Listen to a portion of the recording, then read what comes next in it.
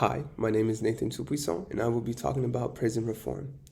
When someone does something deemed bad by societal standards, they endure a range of consequences, starting with something as little as community service or court-mandated programs, slowly progressing to something as severe as incarceration or ultimately the death penalty. Prisons are meant to be institutions encouraging reform so that when a person is reintroduced into society, they do not repeat the same mistakes and hopefully prevent others from doing the same. In a study conducted, it was found out that 4 to 6% of people incarcerated in U.S. prisons are innocent, according to Gilbert. To put that into perspective, a subsequent study outlined that the United States housed roughly 200,000 federal prisoners, 1.3 million state prisoners, and about 700,000 detainees in local jails, according to the American Jail Association. This means that there are 12,000 innocent people at the federal level, 80,000 at the state level, and 46,000 at the local level. This is crazy to think about because a lot of people enter the system very young and stay in it ultimately until they cannot function outside of it.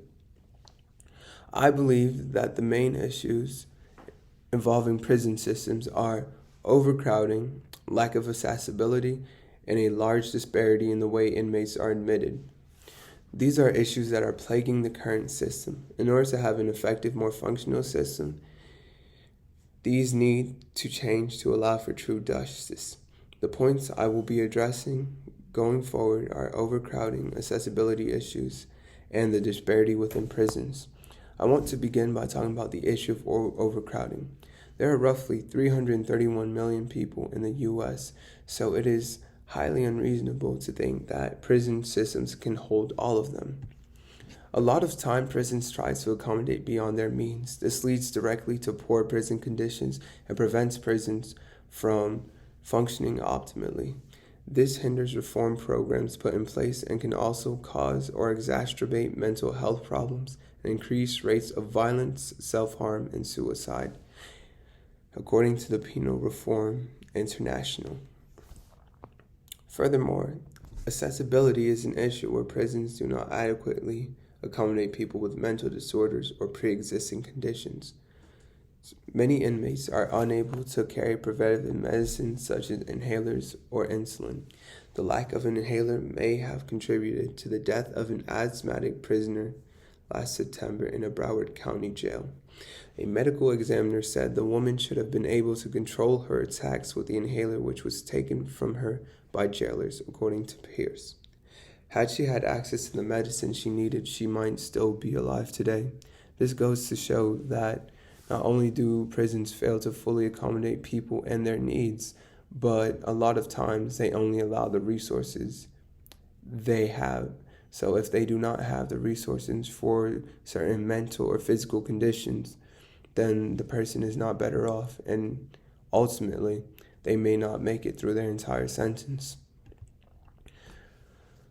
Additionally, there is a large disparity amongst the inmates admitted into prisons at all levels. Black Americans make up only 13% of the U.S. population, but make up 40% of the prison population and almost 60% of all DNA exonerations in the country. There is no reason that a community should be targeted to this extent.